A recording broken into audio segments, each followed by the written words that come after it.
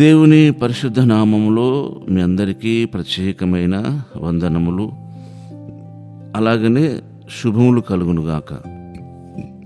జకర్యా గ్రంథము 2వ అధ్యాయంలో 5వ వాక్య భాగం.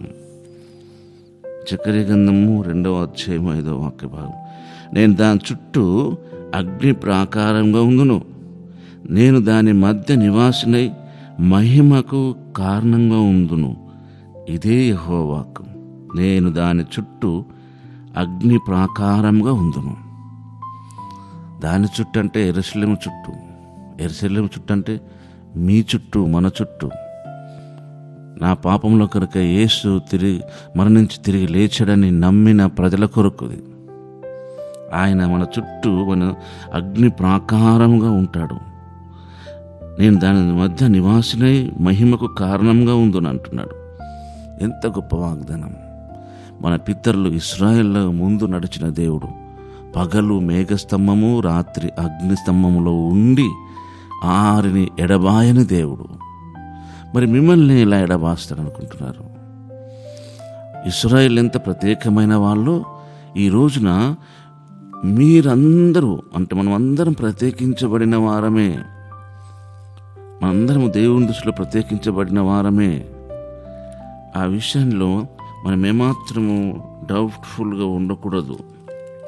ఆ మాట గమనించండి. దేవుని వాక్యములో రోమా పత్రికలో, రోమిలు రాసిన పత్రిక 10వ అధ్యాయము 11-12 వాక్య భాగాలు. రోమ పత్రిక 10వ అధ్యాయం 11-12 వాక్య భాగాలు. ఆయన యందు విశ్వాసముంచువాడు ఎవడును సిగ్గుపడడని లేఖనము చెప్పుచున్నది. యూదుడని, గ్రీసు దేశస్థుడని, ఇండియన్ అని, జపానీ అని, రష్యా అని, మరి ఇంకో పట్టణం అని, ఇంకో దేశం అని కాదు, ఒక్క ప్రభువే అందరికి ప్రభు అయి ఉండి తనకు ప్రార్థన చేయవారందరిలా కృపచూపుటకు ఐశ్వర్యవంతుడు. చూసారా? దేశము భేదము లేదు, వర్ణము భేదము లేదు, ధనిక భేదము లేదు. నువ్వు క్రిస్టియన్వా, నువ్వు నాన్ క్రిస్టియన్వా అని కాదు అక్కడ కావాల్సింది.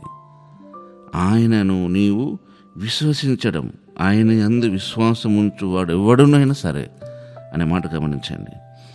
లేఖనము చెప్పుచున్నది సిగ్గుపడడట. ఎందుకంటే ప్రార్థన చేయవారు అందరు. నువ్వు ప్రార్థన చేస్తున్నావు, అంతేగాని దేవుడు నువ్వు మంచివాడివా చెడ్డవాడివా అని కాదు. నువ్వు చెడ్డవాడివా అని ఆయనకు తెలుసు, అందుకని రక్షించాడు. నిన్నెవరు ఇష్టపడరు, నిన్నెవరు లైక్ చేయరు, అసలు నిన్నెవ్వరు కూడా ప్రోత్సహించరు. పైకి అలా కనబడుతున్నాడు తప్ప లోపలంతా నీకు అంత డిఫరెంటే ఉంటారు. అందుకే దేవుడు నిన్ను ఎన్నుకున్నాడు, ఏర్పరచుకున్నాడు. కనుక ఆ మాట గమనించండి. జకర్యా గ్రంథంలో నుంచి ఆ మాట 2వ అధ్యాయం 5వ వాక్యము. నేను దాని చుట్టూ అగ్ని ప్రాకారంగా ఉందును, నేను దాని మధ్య నివాసినై మహిమకు కారణమగుదును. నేను హెచ్చిస్తాడు, నేను ఆశీర్వదిస్తాడు, నేను అభిషేకిస్తాడు. నువ్వు ఊహించలేనంతగా నీ జీవితంలో కార్యం జరిగిస్తాడు. నీ తప్పిదనాలు, నీ బలహీనతలు అన్నీ ఎరిగినవాడు. యాక్చువల్గా మనం ఎరగాలి మన బలహీనత ఏంటో, మనలోని లోటు, మనలో తప్పేంటో, మనలో పాపమేంటో. అది గుర్తెరగడమే గొప్ప ఆశీర్వాదానికి, అభిషేకానికి గుర్తు. కనుక మరొకసారి వాగ్దానం మళ్ళీ జ్ఞాపకం చేసుకొని మన మధ్య ఆ అగ్ని ప్రాకారంగా ఉన్న దేవునికి మనల్ని అప్పగించుకుందాం. ఈ కొద్ది మాటలు మన ఎడల దేవుడు నిశ్చయంగా నెరవేర్చునుగాక. ఆమేన్. పరిశుద్ధుడు అయిన తండ్రి, ప్రేమగల దేవా, మీకు వందనాలు. నేను దాని చుట్టూ అగ్ని ప్రాకారంగా ఉందును, నేను దాని మధ్య నివాసినై మహిమకు కారణంగా ఉందును. ఇదే యెహోవా వాక్కు. మా అందరిని నెరవేర్చమని యేసు నామములోనే ప్రార్థిస్తున్నాము తండ్రి. ఆమేన్.